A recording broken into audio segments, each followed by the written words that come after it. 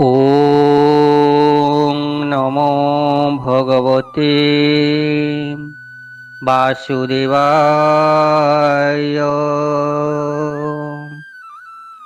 करारविन्दे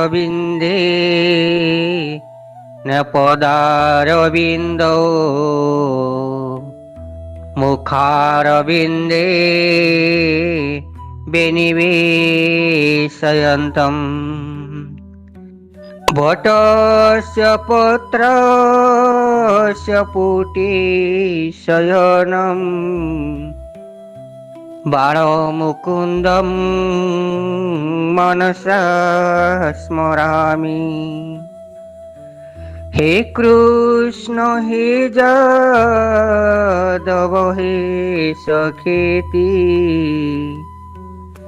गोविंद दामोदर माधवेति।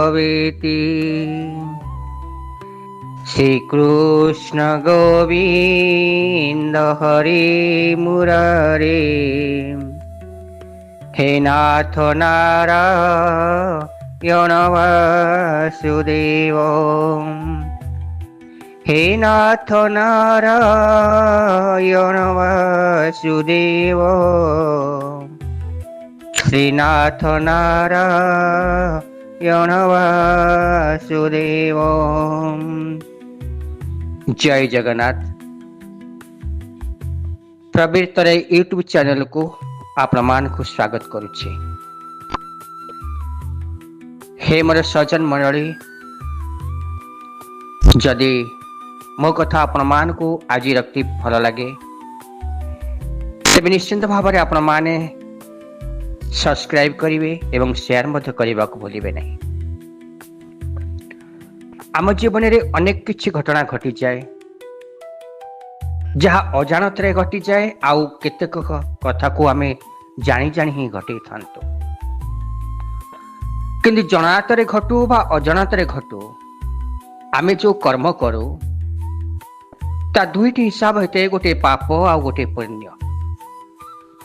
अजाणतरे घटी गले घटना गुड़िक पाप मध्य होता है, अजाणतरे घटी जाइतिबा घटना मध्य पुण्य रे परिणत होता है। अजाणतरे घटी जाइतिबा घटना गुड़िक बा जनातरे घटना गुड़िक आम कर्ममय जीवन में आम लगे था। तेणु ये पाप पुण्य को हिसाब करने को बा ये पाप पुण्य हिसाब दबाको आमको दिने ना दिने ही पड़ो। आमे जदि जन्मरू आमे ईश्वर को नाम नहीं थिबा, आम प्रभु का नाम नहीं थिबा, आम स्वामी को नाम नहीं थिबा, आमके संसार को जे पठेछि ताकू जदि आमे भजन कीर्तन करथुबा, तेबे समस्त पापरु आमको उद्धार हवा को पड़िबो। उद्धार ही से करे देबे जदि ता नाम को नहीं थिबा।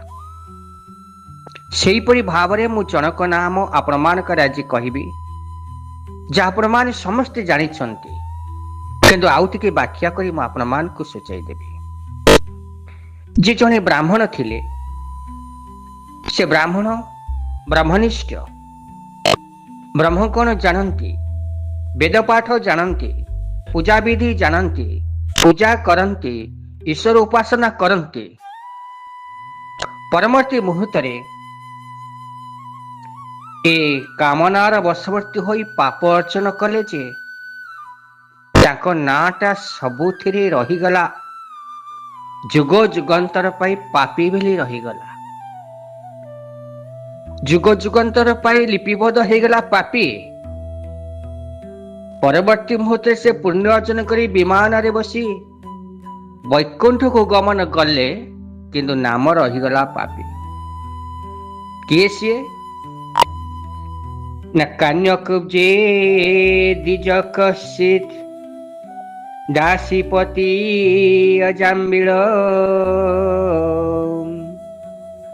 ननं अष्टां सदाचार दास्य संसर्ग दूषितम्।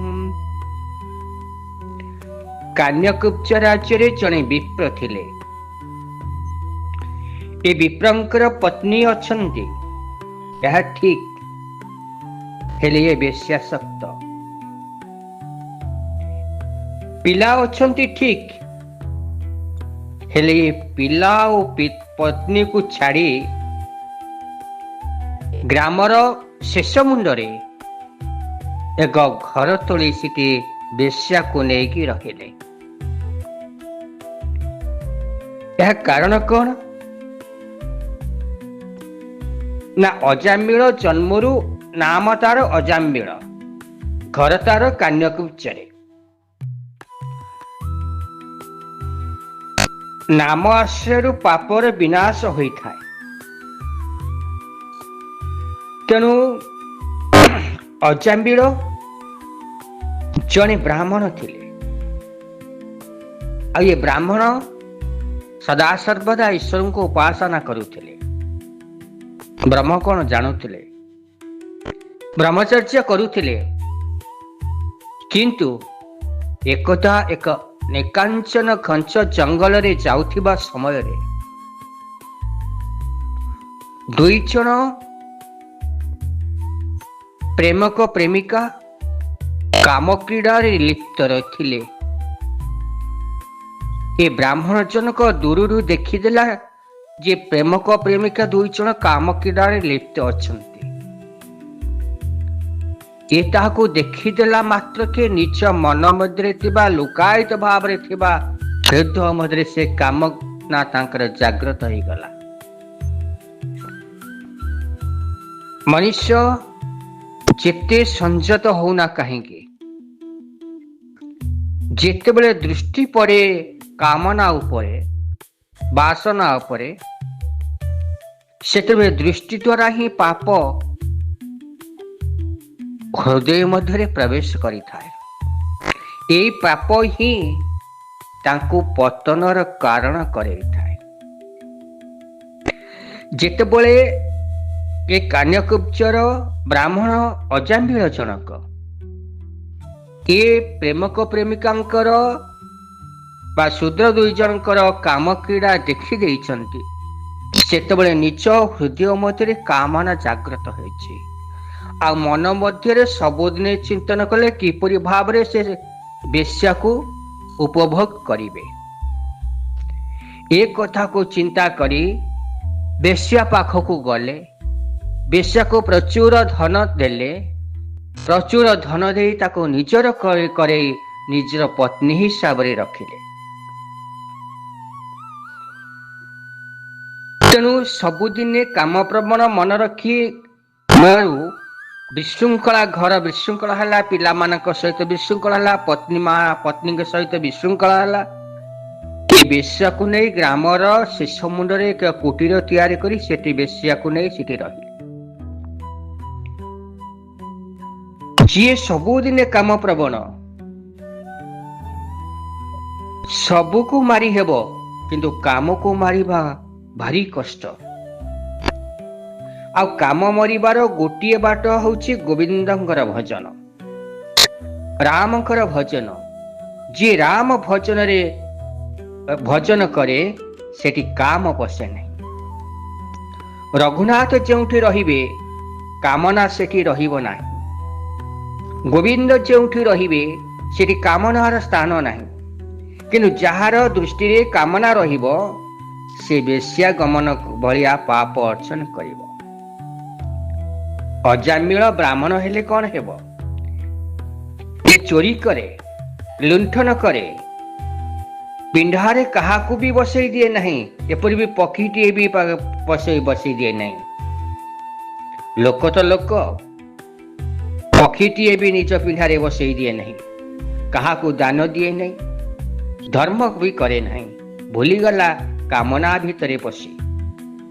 ये मन जेतेबेले कामना भितरे पशि जाए से बाहर बहुत कष्ट हो जाए। एकदा संथ माने भ्रमण करू करू करू करू से कान्यकुब्ज ग्राम रे जाई पहुंचिले।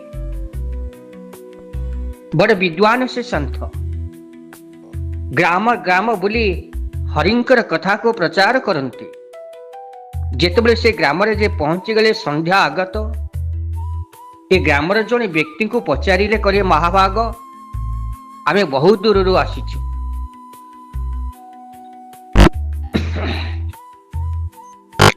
तेणु आमे प्रति ग्राम रे बुली बुली आमे हरिंकर कथा को प्रचार करूछु हेले संध्या हो गलानी संध्या भोजन करने को पड़िबो भोजन करने को पड़िबो हे महाभाग ए ग्राम रे किए सेमती बाजान्य व्यक्ति जड़े अच्छे कि कहिबे आमे तांकरी घरे आश्रय नबु आज रातिटा तांकरी घरे कटेबू भजन करिबू भोजन करिबू ईश्वर को आमे समर्पित करी आमे यज्ञ करिबू आ से ग्रामर प्रत्येक व्यक्ति आबाल वृद्ध वनिता समस्ते जानती ए अजाम्बिलर कुकर्म को तेणु थटा और परिहास रूपक कथारे ये व्यक्ति जनक से सन्थ मान को कहले हे सन्थ माने ए ग्रामर शेष भाग रे गोटे घर अच्छी आउ से शेष भाग रे जो घर अछंती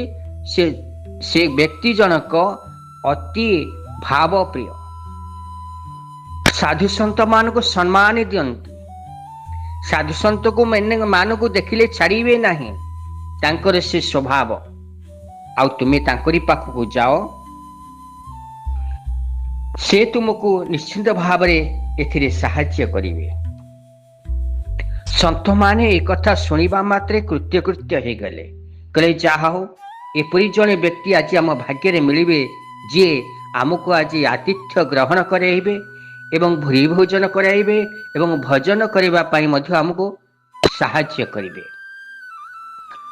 बड़ आनंद पाइबे सेठी पाई साधु माने सरल लोक ए सरल व्यक्ति माने ही अन्य मानक पीड़ा पाते दुष्ट मानक ठारू कष्ट पाते ये सरल लोक व्यक्ति जनक ठारू ए खबर सुनी साधु माने कृत्य हो गले कहले जा हो विश्राम मिलिबो भजन मिलिबो आ भोजन मध्य मिलिबो ए कथा भावी साधु माने गाँर शेष मुंडे जाई अजाम्बिलर घरे पहुंचिले आ सेतबळे अजाम्बिल घरे नथिले बाहर थिले अजाम्बिल बाहर थिबार देखि ए साधु माने द्वार निकट रे छिड़ा होई डाक छाड़िले महाभाग की अच्छ कि ए कुटीर बदरे की अच्छ कि टिके कथा से हबार अछि दर्शन देबे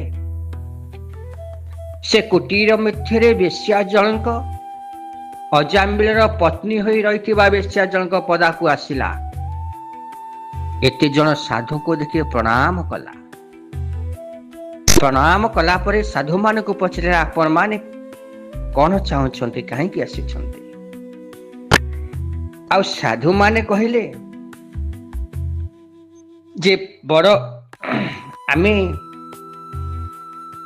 साधु माने आमे सुनिलु आपण कुआरे संत प्रेमी भागवत को आदर करंती भगवान को पूजा अर्चना करंती साधु मानकर सेवा करंती आज संध्या हो गलानी आमे संध्या आरती करिवु आमु भजन करिवु आ आपण को कृपा जति मिलिवो हमको भोजन को देले आमे भोजन मध्य करिवु आ प्रभुंकर कीर्तन ही करिवु दासी हाथ जोड़िला कहला मु बेश्या मो हाथरू अन्न ग्रहण कले आपण माने अपवित्र हेबे मु द्रव्य दे दउछि आपण माने रोषेई करी खाइबे आ मु बड़ भाग्यवान छे आपण मानकर प्रसादर उचिष्ट मु पाई धन्य हो जीवी साधु माने बड़ आनंद सहित रोषेई आरंभ कले गोविंद को भोग लागिला संत माने खाई सारिले संत माने खाई सारिला परे जय जयकार ध्वनि आरंभ कले भोजन लकई छेसंती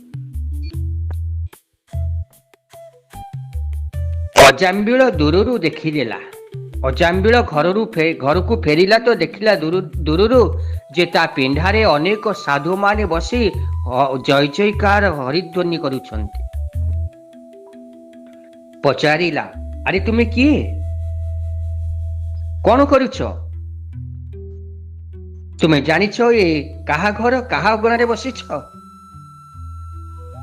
ସନ୍ଥମାନେ ଆବାକ ହେଇଗଲେ। ଅଜାମିଳକୁ ଚାହିଁଲେ ଥରେ, ଆଉ ଘରର କବାଟକୁ ଚାହିଁଲେ ଥରେ। ଇଏ କଣ ଆମକୁ ଆଶ୍ରୟ ଦେଲେ, ପୁଣି ଆମକୁ ଏକଥା କହୁଛନ୍ତି? ଅଜାମିଳ କହିଲା, ତୁମକୁ ଆସିବାକୁ ଏଠି ଅନୁମତି ଦେଲା କିଏ? ତୁମେ କାହିଁକି ଏଠିକି ଆସିଛ? କରୁଛ କଣ? ଏ ହରି କିଏ? କାହିଁକି ତାଙ୍କ ନାମ ତୁମେ ଜପ କରୁଛ? ଯେତିକି କଲ ସେତିକି, ଏବେ ତୁମେ ଯାଅ।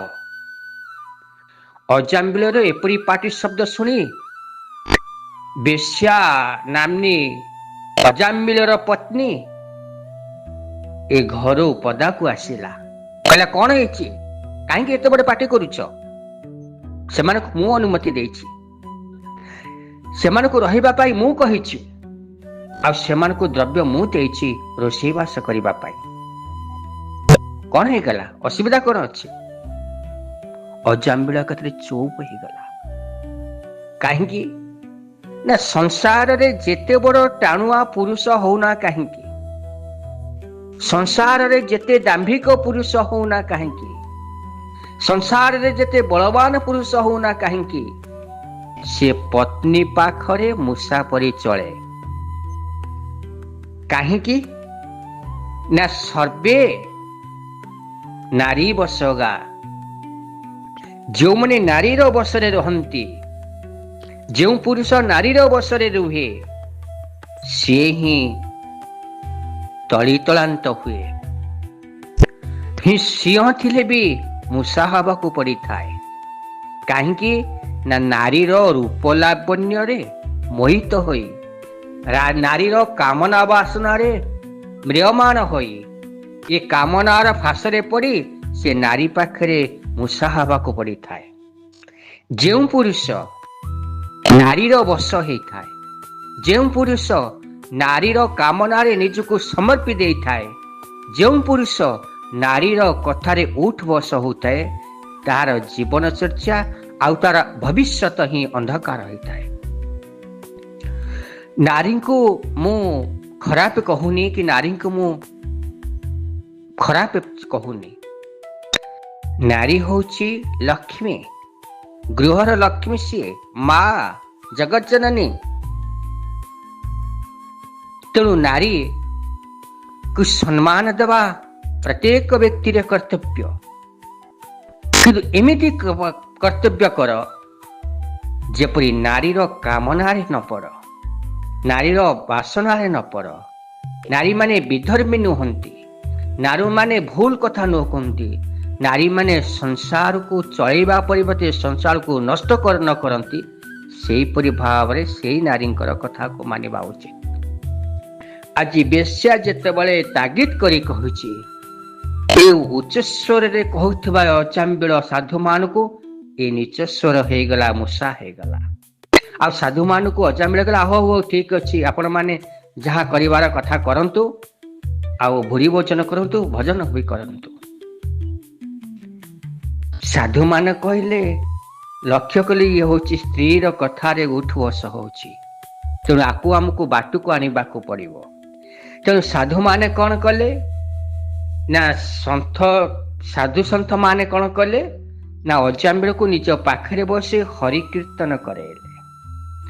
ଆଉ ହରିକୀର୍ତ୍ତନ ଅଜାମିଳ ଯେତେବେଳେ କରୁଛି, ହରିକୀର୍ତ୍ତନ ସରିଲା, ଭଜନ ସରିଲା, ଭୋଜନ ସରିଲା। ସାଧୁମାନେ ତା ପରଦିନ ସକାଳୁ ପ୍ରାତଃ ସମୟରୁ ବାହାରିଲେ ନିଜ ଗନ୍ତବ୍ୟରେ ଭିକ୍ଷାବୃତ୍ତି କରିବା ପାଇଁ। ଏତିକି ସମୟରେ ସାଧୁମାନେ ଲକ୍ଷ୍ୟ କଲେ ଯେ ଅଜାମିଳର 9ଟି ପୁତ୍ର ସନ୍ତାନ ଅଛନ୍ତି। ଏ ବେଶ୍ୟାଠାରୁ, ଅଜାମିଳର ବେଶ୍ୟାଠାରୁ 9ଟି ପୁତ୍ର ସନ୍ତାନ ଅଛନ୍ତି। ଆଉ ଏବେ ମଧ୍ୟ ତାଙ୍କ ପତ୍ନୀ ଅନ୍ତଃସନ୍ତା ଅଛନ୍ତି, ପୁତ୍ରବତୀ ହେବେ। ତେଣୁ ସାଧୁଙ୍କର ସ୍ୱଭାବ ଏ ସଂସାରକୁ ଉଦ୍ଧାର କରିବା, ସଂସାରରେ ପତିତ ହୋଇଥିବା ବ୍ୟକ୍ତିମାନଙ୍କୁ ଉଦ୍ଧାର କରିବା, ତେଣୁ ସାଧୁ ଯେ ମଳୟ ପବନ କାଷ୍ଟକୁ କରନ୍ତି ଚନ୍ଦନ।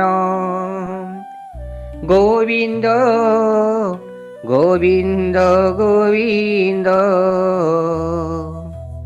ପଦୁ ଗଳୁଛି ମକରନ୍ଦ।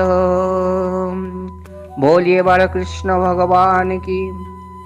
ତେଣୁ ସାଧୁମାନଙ୍କର ସ୍ୱଭାବ, ସାଧୁମାନେ ଯୋଉଠି ଥାନ୍ତି, ସାଧୁମାନେ ଯୋଉଠିକି ଯାଆନ୍ତି ସେ ଜାଗା ପବିତ୍ର ହୋଇଯାଏ, ସେ ସ୍ଥାନ ପବିତ୍ର ହୋଇଯାଏ, ଆଉ ତାଙ୍କ ସଂସ୍ପର୍ଶରେ ଆସୁଥିବା ବ୍ୟକ୍ତି ହିଁ ପବିତ୍ର ହୋଇଯାଏ। ଇଏ ଥିଲା ବେଶ୍ୟା, ବେଶ୍ୟାବୃତ୍ତି କରେ। ସାଧୁମାନେ ପହଞ୍ଚିଗଲେ ତ ମନ ପରିବର୍ତ୍ତନ ହେଇଗଲା, ଭଜନ ଭୋଜନ ପାଇଁ ମନ ଆଗ୍ରହ ହେଲା, ଦେଇଦେଲେ। ଆଉ ବେଶ୍ୟାର କଥାରେ ଉଠ ବସ ହେଉଥିବା ଅଜାମ୍ବିଳଟା ମଧ୍ୟ ଭଜନ କରିବାକୁ ଲାଗିଲା ଏ ସାଧୁଙ୍କ ସଂସ୍ପର୍ଶରେ। ଆଉ ସାଧୁମାନଙ୍କର ସ୍ୱଭାବ ପ୍ରତ୍ୟେକ ବ୍ୟକ୍ତିକୁ ଉଦ୍ଧାର କରିବା, ପତିତରେ ପଡ଼ି ଯାଉଥିବା ପାପଙ୍କର ବ୍ୟକ୍ତିକୁ ଉଦ୍ଧାର କରିବା। ଆଜି ସେଇ କଥା ହିଁ ସାଧୁମାନେ ଦୂରଦୃଷ୍ଟି ନେଇ ଚିନ୍ତା କଲେ। ଆଗାମୀ ଭବିଷ୍ୟତରେ ଅଳ୍ପ କିଛି ଦିନ ପରେ ଏ ବେଶ୍ୟାଠାରୁ ପୁତ୍ର ସନ୍ତାନ ଜନ୍ମ ହେବ। ଏ କଥାକୁ ଭାବି ସାଧୁମାନେ ଯେତେବେଳେ ବିଦାୟ ନେଲେ, ଏ ବେଶ୍ୟା ଆଉ ଅଜାମ୍ବିଳ ସାଧୁମାନଙ୍କୁ ପ୍ରଣାମ କଲି, ଆଶୀର୍ବାଦ ଭିକ୍ଷା କଲେ। ଆଉ ଆଶୀର୍ବାଦ ଯେତେବେଳେ କଲେ, ସାଧୁମାନେ ତାଙ୍କୁ ଦକ୍ଷିଣା ସ୍ୱରୂପ ଦକ୍ଷିଣା ମାଗିଲେ। ବେଶ୍ୟା ଜଣକ ହାତ ଯୋଡ଼ିଲା, କହିଲା, ପ୍ରଭୁ ଆପଣଙ୍କୁ ମୁଁ ତ ସମସ୍ତ ଦ୍ରବ୍ୟ ଦେଇଛି, ଆଉ ମୋ ପାଖରେ କଣ ଅଛି ଆପଣ ମାଗୁଛନ୍ତି? ଏବେ ଯଦି ମୋ ପାଖରେ କିଛି ଥାଏ ତେବେ କୁହନ୍ତୁ, ମୁଁ ଦେବି। ସାଧୁମାନେ କହିଲେ, ଦେଖ ଆମେ ଦକ୍ଷିଣା ସ୍ୱରୂପ କିଛି ମାଗୁନୁ, ଏତିକି ମାଗୁଛୁ। ଆସନ୍ତା ଭବିଷ୍ୟତରେ ଭୂମିଷ୍ଠ ହେବାକୁ ଥିବା, ଏ ଦୁନିଆକୁ ଦେଖୁଥିବା ତୁମ ସନ୍ତାନ ପୁତ୍ରଟିର ନାମକୁ ତୁମେ ନାରାୟଣ ରଖିବ। ଅଜାମ୍ବିଳ କହିଲା, ପୁତ୍ର ମୋର, ପତ୍ନୀ ମୋର, ନାମ ମୁଁ କରଣ ଦେବି, ତୁମେ ନାମକରଣ ଦେବାକୁ କିଏ? ଏ କଥାକୁ ମନେ ରଖିବାକୁ ପଡ଼ିବ ଯେ ଭଗବାନ କୃଷ୍ଣଙ୍କର ନାମ ନିଜ ପିତାମାତା ଦେଇନଥିଲେ, ସାଧୁସନ୍ଥ ମାନେ ଦେଇଥିଲେ। ଭଗବାନଙ୍କ ରାମଙ୍କ ନାମ ପିତାମାତା ଦେଇନଥିଲେ, ସାଧୁସନ୍ଥ ମାନେ ହିଁ ଦେଇଥିଲେ। ତେଣୁ ଆଜି ଯେତେବେଳେ ସାଧୁମାନେ କହୁଛନ୍ତି ନାମ ଦେବା ପାଇଁ, ଅଜାମ୍ବିଳ କହିଲା, ମୋ ପତ୍ନୀ ମୋ ପୁତ୍ର ନାମ ମୁଁ ଦେବି କି ନ ଦେବି ତୁମେ କହିବାକୁ କିଏ? ମାର ଗର୍ଭରେ ଅଛି, ପୁତ୍ର ହବ କି କନ୍ୟା ହବ ସେ କଥା ବି ଜଣା ନାହିଁ, ତୁମେ କେମିତି ଜାଣିଲ ପୁତ୍ର ହବ ବୋଲି? ସାଧୁମାନେ କହିଲେ, ଆମେ ସାଧନା କରିଛୁ, ସାଧୁ ଆମେ ସେଇଥିପାଇଁ ସାଧୁ ଯେ ସାଧନା ବଳରେ ଆମେ ସମସ୍ତ କଥା ଜାଣିପାର। ତେଣୁ ତୁମ ପତ୍ନୀ ଗର୍ଭରେ ଥିବା ସନ୍ତାନ ହିଁ ପୁତ୍ର ସନ୍ତାନ ଜାତ ହବ। ତେଣୁ ପୁତ୍ର ସନ୍ତାନ ଜାତ ହେଲେ ତା ନାମଟି ହିଁ ନାରାୟଣ ରଖିବ। ଏ କଥାକୁ ବେଶ୍ୟା ସ୍ୱୀକାର କଲା। ବେଶ୍ୟା କହିଲା, ଠିକ ଅଛି ମହାଭାଗ, ମୁଁ ଆପଣଙ୍କ କଥାକୁ ରଖିଲି, ଆପଣଙ୍କ କଥା ଅନୁଯାୟୀ ମୋ ପୁତ୍ରର ନାମ ନାରାୟଣ ରଖିବି। ଏଠି ଦୁଇଟି କଥା, ପୁତ୍ରର ନାମ ତ ନାରାୟଣ ରଖାଯିବ। ସାଧୁମାନେ କାହିଁକି ନାରାୟଣ ରଖିବାକୁ କହିଲେ?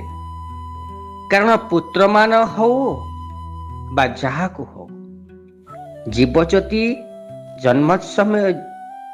ଜନ୍ମାନ୍ତରରେ ଜନ୍ମଠାରୁ ମୃତ୍ୟୁ ସମୟରେ ଯଦି ନାରାୟଣ ନାମ ଜପ କରିଥାଏ, ଯେମିତି ବି ନାରାୟଣ ନାମ ଜପ କରିଥାଏ, ନିଶ୍ଚିନ୍ତ ଭାବରେ ତାର ଫଳ ଫଳିବ ହିଁ ଫଳିବ। ଅନେକ ଉଦାହରଣ ହିଁ ଅଛି। ତେଣୁ ନାରାୟଣ ନାମ ରଖିବା ପାଇଁ ସାଧୁମାନେ କହିବାର ଅର୍ଥ, ଏ ପତିତରେ ପଡ଼ିଥିବା ପାପୀକୁ ଉଦ୍ଧାର କରିବାର ମାର୍ଗ। ଦେଖିଲେ ବେଶ୍ୟାସକ୍ତ କାମାତୁର ଅଜାମ୍ବିଳ ନିଜର ପତ୍ନୀ ନିଜର ପୁତ୍ରମାନଙ୍କୁ ଛାଡ଼ି ଦୂରରେ ରହୁଛି ବେଶ୍ୟାସକ୍ତ ହୋଇ। ତେଣୁ ଏଥିରୁ ପାପରୁ ଉଦ୍ଧାର କରିବାର ସାଧୁମାନଙ୍କର ସ୍ୱଭାବ। ତେଣୁ ସାଧୁମାନେ ସେଇଥିପାଇଁ ତାକୁ କହିଲେ ଯେ ପୁତ୍ର ନାମ ନାରାୟଣ ରଖିବା ପାଇଁ। ପୁତ୍ର ନାମ ନାରାୟଣ ରଖାଗଲା। पुत्र संतान जात है, नाम तार रखागला नारायण। तेरे एक कथा तेणु अजामिल जेतबले सभा सान पुअर नाम नारायण रखागला आ वृद्ध बयस जेहेतु पिलाटी हेछि तेणु वृद्ध बयस हेले मध्य वृद्ध बयसे तार पुत्र होइला 10 परमित कनिष्ठ नाम नारायण पितार आनंद करण गोविंद गोविंद गोविंद पदुगलुचि बकरंद। बोली भागवत भगवान की। पुत्र प्रति अजामिलर प्रेम बढ़िला आउ से ताको बारंबार नारायण नारायण बोली डाकू थाए आउ नारायण नाम नेबा तार एक अभ्यास रे परिणत हो गला। अतिशय पापी अतिशय काम दीर्घ दिन बंची न थाए। जे अत्यधिक पाप करे अत्यधिक कामना रे बशवर्ती हुए से आयुष्य थायु ही मृत्युवरण करे। आज अजामिल जो पाप करिछि अजामिल कामशक्त ठीक बेश्या सहित बेश्यारत करे ठीक हेले काहाकू दानटिए दिए नहीं। चोरी करे डकायत करे मर्डर करे जीवन सारा पाप ही पाप करे। पूर्व जन्म पूर्वरु जेतेबेले तार बयस कम थिला सेतेबेले जो प्रभुंकर सेवा करुथिला सेतेबेले जो ब्राह्मण होई जो ब्रह्म को उपासना करुथिला ताहा भूली जाइथिला ये कामना वासना रे पड़ी। तेणु जेतेबेले आज पाप करिछि जेतेबेले पत्नी सहित पत्नी को छाड़ी पत्नी को निर्छतना देछि पिलामान को पुत्र को निर्छतना देछि बेश्या शक्त होइछि बेश्या को खुशी करिबा पई अधिक धन आनी दबा पई बेश्या को खुशी करिबा पई अलंकार दबा पई बेश्या को खुशी करिबा पई दामी दाबी लुगा दबा पई अर्थर जेते आवश्यकता हुए सेते से चोरी करे डकायती करे मनुष्य मारे आ पाप ही पाप बढ़ी बढ़ी चले। तेणु अजामिल जो पाप करिछि ये अजामिलर आयुष 12 वर्ष बाकी थिला। ये 12 वर्ष पूर्वर ही जमदूत माने ता पाखरे आसी पहुंची गले। अजामिलर नारायण प्रति अतिशय आसक्ति थिला आउ जमदूत मान को देखि से भयरे चित्कार करबा को लागिला। ये जमदूत मानकर विकटाल रूप को देखि रोगशज्या रे पड़िथिबा अजामिल मृत्यु सहित संग्राम करुथिबा अजामिल ये जमदूत मान को देखि विकटाल रूप को देखि भयरे थरी थरी थरी थरी अतिशय आसक्ति होई डरी नारायण बोली डाकिला। दूरे बालक संगे मिली ताहार पुत्र करे केली गभीर स्वरे उच्च करी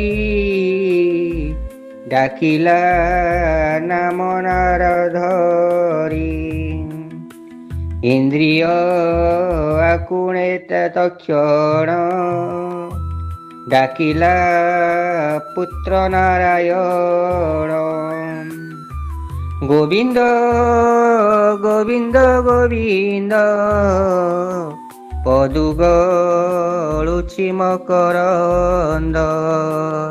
बोले बालकृष्ण भगवान की। तेणु अजामिल जेते भयंकर भाव रे डरी गला ये जमदूत मानकर विकटाल रूप को देखि डरी गला। ये नारायण पिलामानक सहित सभा कनिष्ठ पुत्र नारायण पिलामानक सहित अदूर रे खेलुथिला। ए अजामिल देखिदेला डाकिला हे पुत्र नारायण मते रक्षा कर दौड़ी आस मते रक्षा कर माने मते नहीं जाउछंती जेते भय रे डाकी देछि नारायण को। ये जे पुत्र नारायण को डाकी भोजन द्रव्य काम सुख स्थान संतान पुस्तक रे ये जीव फसी जाई थाए। माता पिता संतति रे फसी जाएंती। नारायण नाम सुनी विष्णुदूत मान आसी पहुंची गले आ सेमाने जमदूत को कहले अजाम्बिल को छाड़ी दियो। जमदूत माने कहले अजाम्बिल चरित्र भ्रष्ट तेणु बंची रहिबा पाई अयोग्य। विष्णुदूत माने कहले अजाम्बिल पापी या सत किंतु से भगवान का नाम नहीं ता पापर प्रायश्चित कर सारी तार पाप भस्मसात हो सारी तार आयुष आ 12 वर्ष बाकी अच्छी ताको बंचिबा पाई दियो। जमदूत माने कहले अजाम्बिल नारायण नारायण करिछि यह सत्य किंतु से वैकुंठवासी नारायण को डाकी नहीं डाकी निज पुत्र नारायण को। विष्णुदूत माने कहले तुमे कहूच मु ता मुहरु भगवान का नाम अजानत रे बाहरी अग्नि रे अजानत रे हाथ देले ताहा पड़ी जाए सेपरी अजानत रे प्रभु का नाम नेले कल्याण हुए। अजानत रे भगवान का नाम नेले तार फल मिले। अजाम्बिल नारायण शब्द रे निज पुत्र को डाकिला तेणु ता बाहाना रे भगवान का नाम उच्चारण करिछि तेणु से मुक्त हो जाइछि तार समस्त पाप भस्म हो जाइछि। जमदूत माने कहले ई जीवन सारा पाप करिछि जीवन सारा तार पुण्य किछि नाही बेशासक्त होइछि नारी को अत्याचार करिछि निज पत्नी को अत्याचार करिछि पुत्र मान को अवहेला करिछि तेणु चोरी करिछि लुंठन करिछि डकायत करिछि मनीष मारिछि तेणु पाप एति पाप करिछि ताकू हमको नबाकू ही पड़िबो आम राजा आज्ञा अछि। देवदूत माने कहले तुम प्रभु को जाहि कहबो धर्म कौन पाप कौन आ पुण्य कौन ये पाप पुण्य रे हिसाब उभय जमदूत माने एवं देवदूत मान मध्य जुक्ति तर्क आरंभ होगा लगिला। परिशेष रे देवदूत मानकर धर्मवाणी रे जमदूत माने हारिबा को लगिले। आ एक कथा मध्य देवदूत माने जमदूत को कहिले जदि तुमे कहूच से ता नारायण को डाकिनी ता पुत्र नारायण को डाकिछि एमिति भी अछि एमिति भी भगवान कहिछंती संकेतं परिहासं वा स्तोभं हेजलनमे बवा वैकुंठ नाम श्रवणं मासे साघ हरं विधुम पतितं स्खलितं भग्नं संदष्टं स्तत आहत हरिरित्यं वसेनाहो पुमान्नाहति चातनम। से कथा भागवत रे कहिले संकेत परिहास करी श्रद्धा हेलारे जे उच्चारी वैकुंठ नाम उच्चारण अशेष पापता दहन पतन स्खलन उच्चारे नाना प्रकार जे सुमरे तुंडे उच्चारी हरि नाम ताहाकू न दंडई जम गोविंद गोविंद गोविंद पदु गलुछि मकरंद। बोलिए भागवत भगवान की। तेणु बड़ बड़ महात्मा मान जानती जे संकेतरु परिहासरु अवहेलारु जदि भगवान का नाम उच्चारण करि थाए किए ताहाले तार पाप नष्ट हो जाए। देवदूत माने जमदूत मान को धर्मवाणी शुणाउछन्ति भागवत धर्म को कहउछन्ति जो मनुष्य पड़िबा समय रे पाद खसिबा बेले अंगभंग हेबा समय रे ता पाद देह बेले आहत हेबा बेले विशत वर्ष भगवान का नाम हरि हरि शब्द रे उच्चारण करे ସେ ନରକକୁ ଯାଏ ନାହିଁ, ସ୍ୱର୍ଗକୁ ଯାଏ। ଦେବତା ଦେବଦୂତ ମାନେ ଧର୍ମବାଣୀ ଶ୍ରବଣ କରାଉଛନ୍ତି ଯମଦୂତ ମାନଙ୍କୁ। କହିଲେ ଅଜାଣତରେ ହରି ଶବ୍ଦ କହିଲେ ମଧ୍ୟ ଯଜ୍ଞ ଫଳ ମିଳିଥାଏ। ମୃତାତ୍ମା ପଛରେ ହରି ହରି କହିଲେ ତାର ଫଳ ମୃତାତ୍ମାକୁ ମିଳେ। ବିଷ୍ଣୁଦୂତ ମାନେ ଅଚାମିଳର ଯମଦୂତକୁ ବନ୍ଧନରୁ ମୁକ୍ତ କଲେ ଓ ତାର ଉଦ୍ଧାର ହେଲା। ଦେବଦୂତ ମାନଙ୍କର ଏହି କଥାରେ ଯମଦୂତ ମାନେ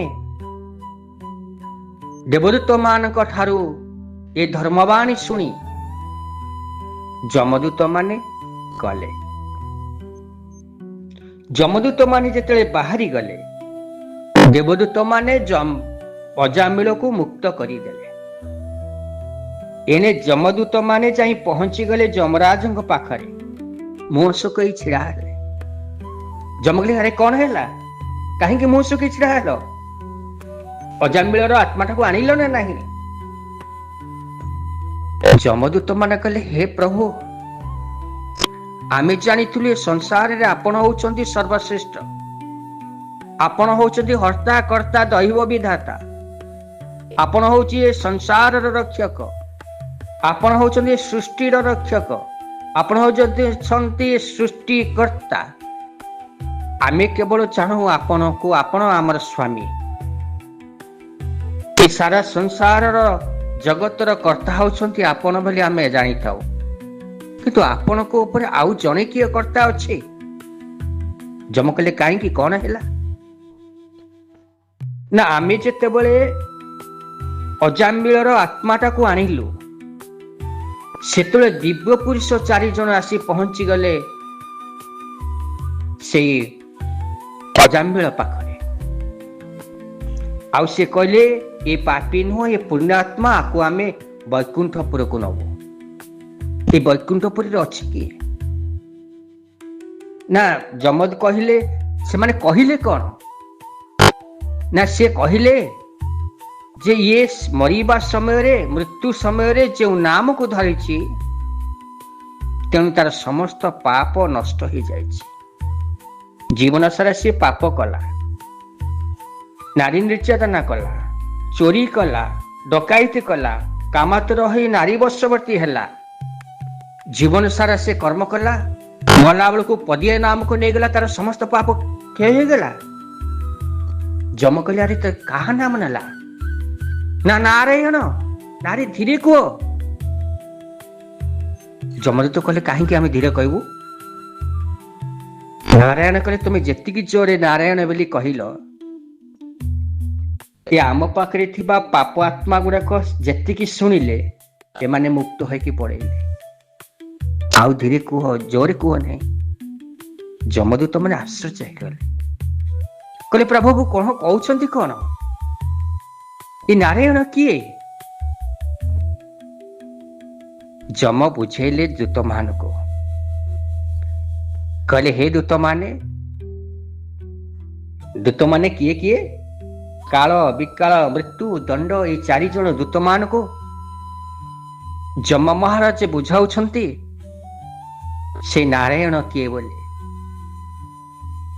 ଯମ କହିଲେ, ହେ ଦୂତ ମାନେ, ଆଜିଠାରୁ ମନେ ରଖ, ଏ ନାରାୟଣ ଜପ କରୁଥିବା ବ୍ୟକ୍ତିଙ୍କ ପାଖକୁ କେବେ ହେଲେ ଯିବ ନାହିଁ।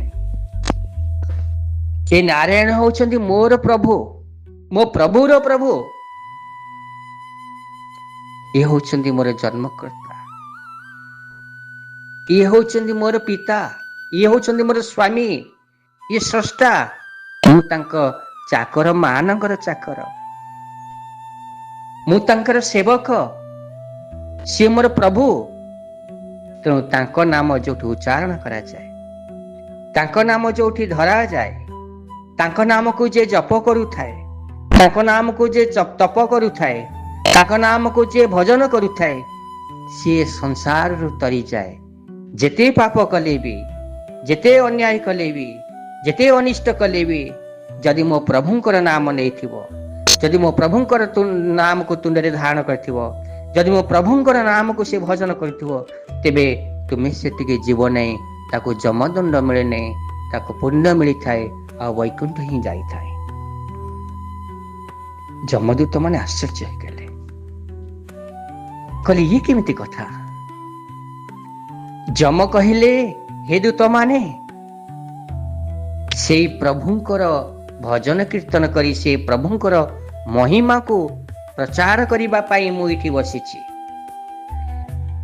ମୋ ପାଖକୁ ଯୋଉ ଆତ୍ମା ମାନେ ଆସନ୍ତି, ପାପାତ୍ମା ମାନେ ଆସନ୍ତି, ସେମାନଙ୍କୁ ମୁଁ ଏ ପ୍ରଭୁଙ୍କର ଦୟାରୁ, ପ୍ରଭୁଙ୍କର ମହିମାରୁ, ଏ ପ୍ରଭୁଙ୍କର ମହିମାକୁ ଗାନ କରି ଏମାନଙ୍କୁ ମୁଁ ଶାସ୍ତି ଦେଇ ମୁକ୍ତି କରେଇ ଦିଏ।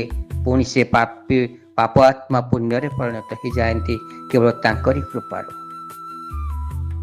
ଆଉ ତାଙ୍କରି କୃପାରୁ ତାଙ୍କରି ମହିମାକୁ ଆମେ ଗାନ କରିକି ଶ୍ରବଣ କରିବା ପାଇଁ, ଏ ପାପୀ ମାନଙ୍କୁ ଉଦ୍ଧାର କରିବା ପାଇଁ, ଏ ସଂସାରକୁ ଉଦ୍ଧାର କରିବା ପାଇଁ, ଏ ପାପ ଭାରକୁ ଉଦ୍ଧାର କରିବା ପାଇଁ ଆମେ 12 ଜଣ ହିଁ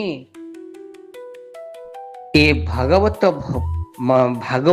ଭାଗବତ ମହିମାକୁ ପ୍ରଚାର କରିବା ପାଇଁ ଆମେ 12 ଜଣ ହିଁ ଅଛୁ। ଏ 12 ଜଣ ହିଁ ଭାଗବତ ଜାଣନ୍ତି, ଏ 12 ଜଣ ହିଁ ଭାଗବତ ମହିମାକୁ ଗାନ କରନ୍ତି, ଆଉ ଏ 12 ଜଣ ହିଁ ଭାଗବତକୁ ପ୍ରଚାର କରନ୍ତି, ପ୍ରସାର କରନ୍ତି ସଂସାର ମଧ୍ୟରେ ଜୀବକୁ ଉଦ୍ଧାର କରିବା ପାଇଁ। ଯମଦୂତ ମାନେ କହିଲେ କିଏ କିଏ ସେ 12 ଜଣ? ଯମ କହିଲେ, ସ୍ୱୟମ୍ଭୁ ନାରଦ ଶମ୍ଭୁ କୁମାର କପିଳ ମନୁ ପ୍ରହ୍ଲାଦ ଜନକ ଭୀଷ୍ମ ବଳି ବୟାସ୍ତିକ ବୟମ୍। କଲେ ସ୍ୱୟଂଭବ ମନୁ, ସ୍ୱୟମ୍ଭୁ ଅର୍ଥାତ ବ୍ରହ୍ମା, ନାରଦ, ଶମ୍ଭୁ ବୋଲତେ ଭଗବାନ ଶଙ୍କର, କୁମାର ଏ ବ୍ରହ୍ମାଙ୍କର 4 ମାନସ ସନ୍ତାନ, ସନତ, ସନନ୍ଦ, ସନାତନ, ସନ୍ତ କୁମାର, ଏ 4, କପିଳ ଦେବ, ମନୁ, ସ୍ୱୟଂଭବ ମନୁ, ପ୍ରହ୍ଲାଦ, ଜନକ, ମା ଜାନକୀଙ୍କର ପିତା ଜନକ, ଭୀଷ୍ମ, ବଳି, ବୟାସିକ୍ତ ଅର୍ଥ ଅଛନ୍ତି ସୁକଦେବ ମହାରାଜ ଏବଂ ବୟମ୍ ଅର୍ଥ ମୁଁ। ବ୍ରହ୍ମା, ନାରଦ, ଶଙ୍କର, 4 କୁମାର, ସ୍ୱୟଂଭବ ମନୁ, ପ୍ରହ୍ଲାଦ, ଜନକ, ଭୀଷ୍ମ, ବଳି, ସୁକଦେବ ଏବଂ ମୁଁ,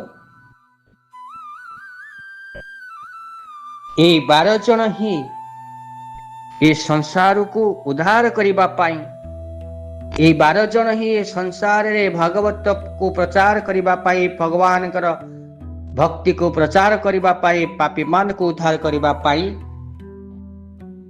ଆମେ ଅଛୁ। ତେଣୁ ହେ ଯମଦୂତ ମାନେ, ଯୋଉଠି ହରି କୀର୍ତ୍ତନ ହଉଥିବ,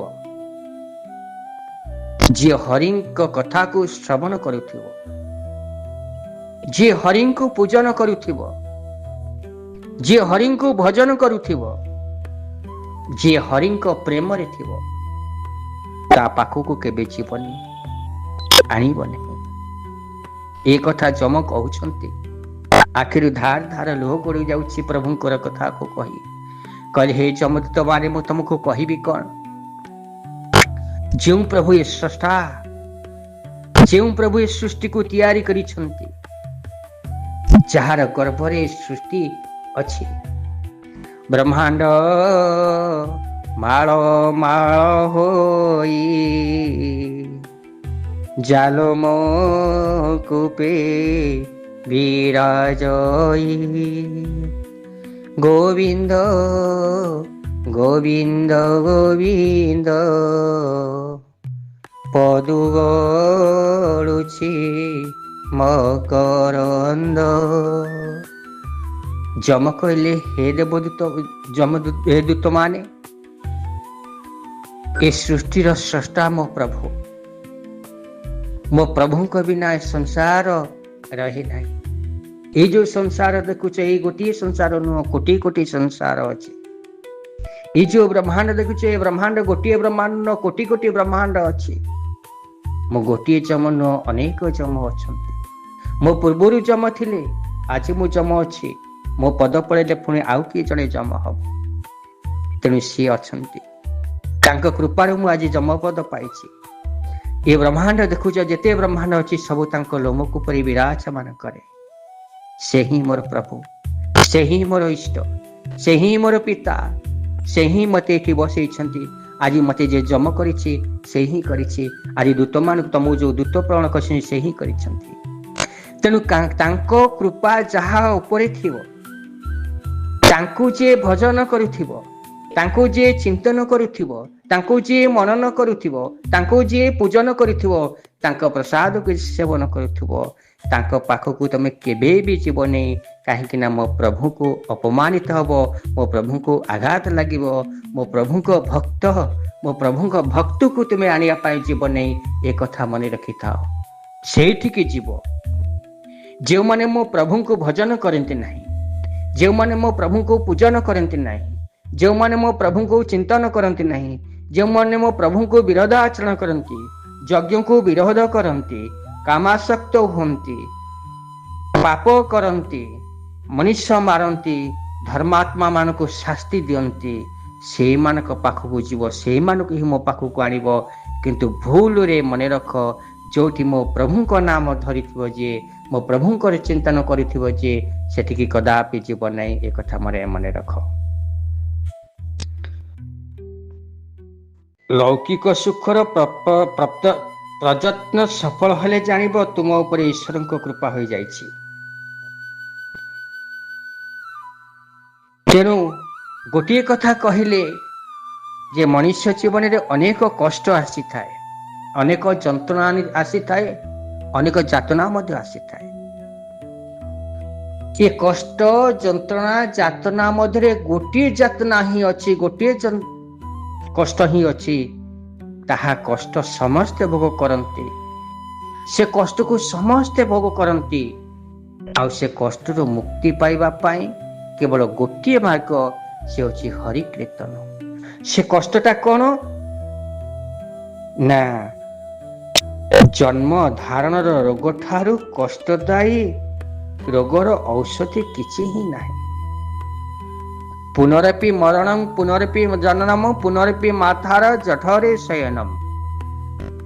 जे मृत्युवरण करे से आउ थे जन्म निये, जे जन्म ग्रहण करे से मृत्यु अनिवार्य। जातस्य हि ध्रुव मृत्यु, ध्रुव जन्म मृत्युस्य च। तेणु जे जन्म नहीं से निश्चित भाव में मृत्युवरण करिबो। तेणु जे मृत्युवरण करछि से निश्चित भाव में जन्म ग्रहण करिबो। ये जन्म मृत्यु चक्र रे मातृगर्भ रे थिबा बेले जो कष्ट, ये मातृगर्भ रे थिबा जीव जो कष्ट अनुभव करे, ये कष्टटा संसार रे सबु जीव ही पाई थांते। कहीं ना मार गर्भ रे थिले चारि जाक लाल मल मूत्र तारी मध्य आमे थाऊ। सेतले ना आमे देखि पारो किछि, ना कहि पारो, ना आमे विरोध करि पारो, ना हाथ गोड़ चलई पारो। सेतले कुर्मी थांती हमको दंशन करू थांती। लाल थाए आम ताकू तारी भितर ही रहिबाकू पड़ी थाए, अंधार भितर रही थाओ। माँ जहाँ खाए आमे ताकू खाओ। माँ जदि कटु खाद्य खाए आमको ताकू कटु अनुभव करने को पड़ी थाए। माँ जदि राग खाऊ थाए आमे ताकू राग खाइले भी आमको कष्ट अनुभव करने को पड़ी थाए। तेणु माँ जहाँ खाए आमे ताकू खाइबा को बाध्य होई थाओ। माँ जे शोइले आमे शोई थाओ। माँ जहाँ करिवो आमे सेया ही करि थाओ ता भितरे। तेणु आमर उपाय ही न थाए किछि करिबा पाए। तापर जेता आमे भूमिष्ठ हो सेतळे ही आमे तारी भितरे थाई, से मार गर्भ भितरे थाई आमे जो प्रभु को देखी थाओ, जो प्रभु को डाकी थाओ, हे प्रभु मते कष्ट रु उद्धार कर। ये कष्ट रु उद्धार ही सारी देवा परे, मु भूमिष्ठ ही सारिबा परे, मु दुनियार आलोक देखी सारिबा परे, ମୁଁ କେବଳ ତୁମକୁ ହିଁ ଡାକିବି, ତୁମକୁ ହିଁ ଭୋଜନ କରିବି, ତୁମକୁ ହିଁ ଜପ କରିବି, ତୁମକୁ ହିଁ ପୂଜନ କରିବି, ଆଉ କେହି ନୁହଁ, ଆଉ କାହାର ନୁହଁ, କେବଳ ମୋ ପ୍ରଭୁ ତୁମର। କିନ୍ତୁ ଜୀବ ଯେତେବେଳେ ଭୂମିଷ୍ଠ ହେଇଯାଏ, ଭୂମିଷ୍ଠ ହେଇସାରିବା ପରେ ଏ ସଂସାରରେ ଆସିଗଲା ପରେ ଯେତେବେଳେ ତାର ଦୁନିଆକୁ ଦେଖେ, ଦୁନିଆର ପରିଚିତ ଲୋକମାନଙ୍କୁ ଦେଖେ, ପରିବାରକୁ ଦେଖେ, ବାପା ମା ଭାଇ ବାପ ଏମିତି ଡାକୁ ଡାକୁ ସମସ୍ତଙ୍କୁ ଡାକେ, ସମସ୍ତଙ୍କ ସହିତ ମିଶେ, ସମସ୍ତଙ୍କର ଆପଣାର ହେଇଯାଏ। କିନ୍ତୁ କଥା ଦେଇ ଆସିଥିବା ପ୍ରଭୁଙ୍କୁ, ମାତୃଗର୍ଭରେ କଥା ଦେଇ ଆସିଥିବା ପ୍ରଭୁଙ୍କୁ ସେ ଭୁଲିଯାଏ। ସେଇଠି ହିଁ ଭୁଲି ଯିବାରୁ ହିଁ ସେ ପାପ ପଙ୍କରେ ପତିତ ହୁଏ।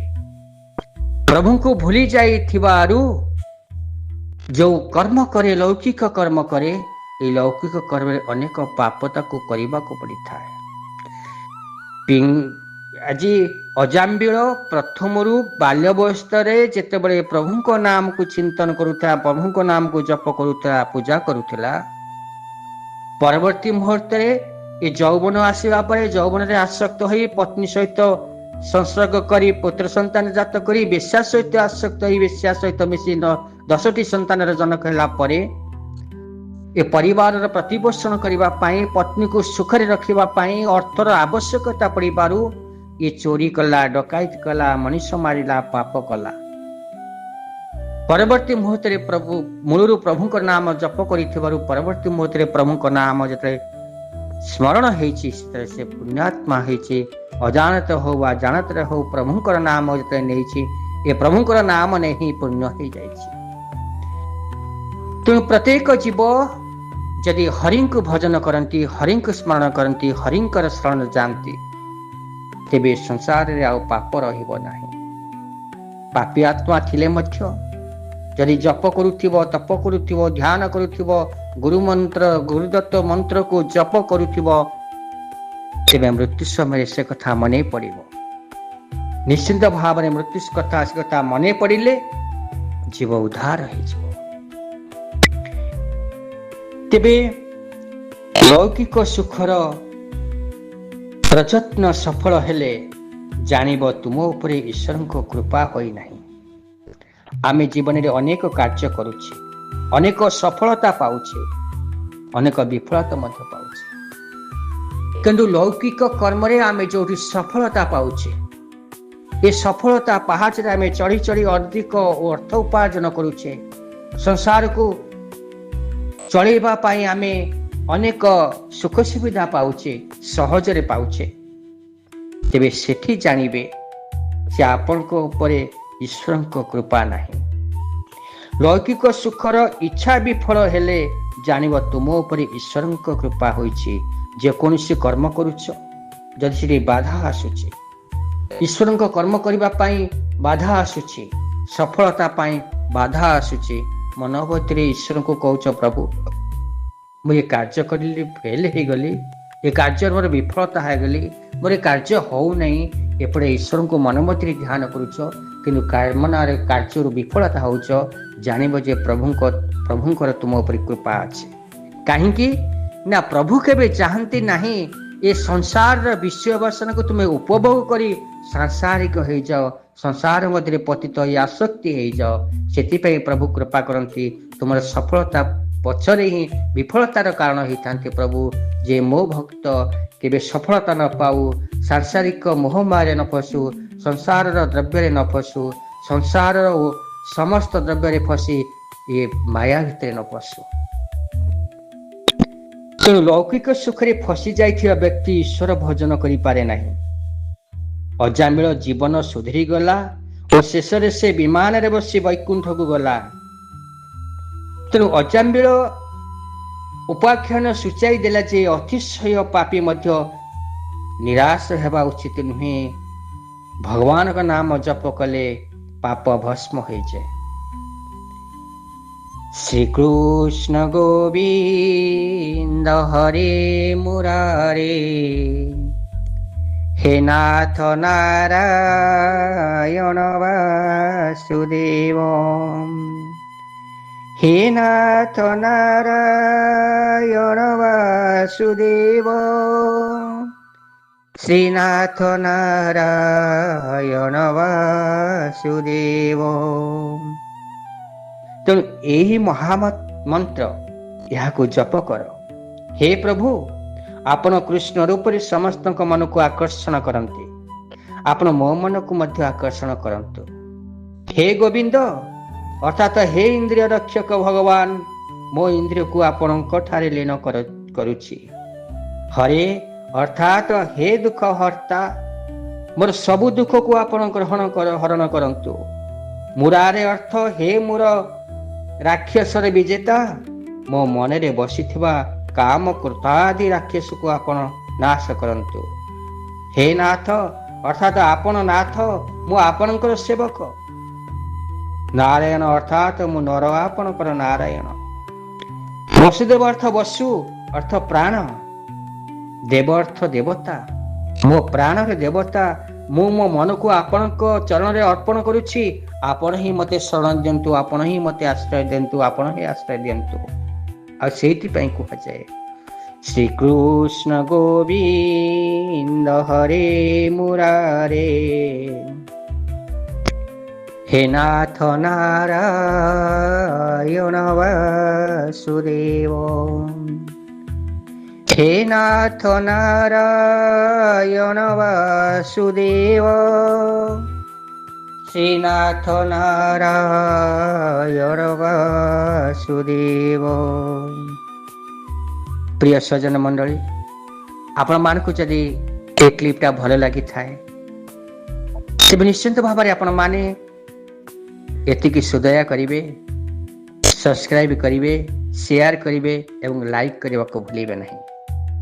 जदि मो कथा आपनको भल लगते, मो चैनल आपनको भल लगुଥାଏ, एहीपरि भाବରେ मो नुआ नुआ वीडियो, नुआ नुआ ऑडियो, नुआ नुआ कथा आपण मानक आगे मो उपस्थापन करिवि। ये प्रभुंकर दिव्य बाणी को आपण मानक आगे मो श्रवण करेबि। तेणु आपण माने निश्चित भाବରେ प्रभुंकर दिव्य बाणी श्रवण करंतु एवं नुआ नुआ मोर नुआ नुआ वीडियो रे आपण माने नुआ नुआ कथा आपण माने श्रवण करंतु एवं हरिंक कथा को आपण माने श्रवण करी निजको कृतार्थ करंतु। जेपरि भावरे श्रवणं कीर्तनं विष्णु अर्चनं पाद सेवनं, श्रवणं कीर्तनं विष्णु स्मरणं पाद सेवनं, अर्चनं वंदनं सख्यो दास आत्मनिवेदनम। ये जो नवदा भक्ति अच्छी, ये नवदा भक्तिर सर्वश्रेष्ठ भक्ति होची श्रवण करिबा। श्रवण मात्रे जीव पाए, मुक्तिर पथ को से पाए। श्रवण मात्र के जीव भक्ति मार्ग रे प्रवेश करि थाए। तेणु श्रवणं कीर्तनं विष्णु प्रथम है श्रवण। तेणु आपण माने श्रवण करंतु, ये हरिंक कथा आपण मानक कान रे पड़ू। जस्य श्रवण मात्रणं हरिश्चित समाश्रय, जहा को सुनिबा मात्र के गोविंद निवास करी जानती, से हृदय मध्य जो हृदय मध्य गोविंद थांती। जे श्रवण करुथे, श्रवण मात्रे जीव उद्धार होता है। तेणु आपण माने श्रवण करंतु। ये प्रभुंकर दिव्य लीलार कथा को, प्रभुंकर दिव्य बाण को आपण माने श्रवण करथांतु। मु आपण मान को नुआ नुआ वीडियो पहुंचेबी ये प्रभुंकर दिव्य कथा रे। तेणु आसंतु आज बाणी को मु एठी विश्राम दउछि। पुणी आसंता अध्याय रे मु आपण मान को एक नूतन तथ्य दे आपण मान को भगवान कर दिव्य वाणी, दिव्य कथा को आपण मान को आगे श्रवण कराइबी। तेबे आसंतु आज बाणी को विश्राम देवा पूर्व प्रभुंकर टिके नाम नवा एवं आज बाणी को विश्राम देवा। श्रीकृष्ण गोविंद हरे मुरारे, हे नाथ नारायण वासुदेव, हे नाथ नारायण वासुदेव, श्रीनाथ नारायण वासुदेव श्रीकृष्ण गोविंद हरे मुरारे हे नाथ नारायण वासुदेव सर्वे बोलन्तु हरि हरि हरि करिबे भव पारी हरि जे मलय पवन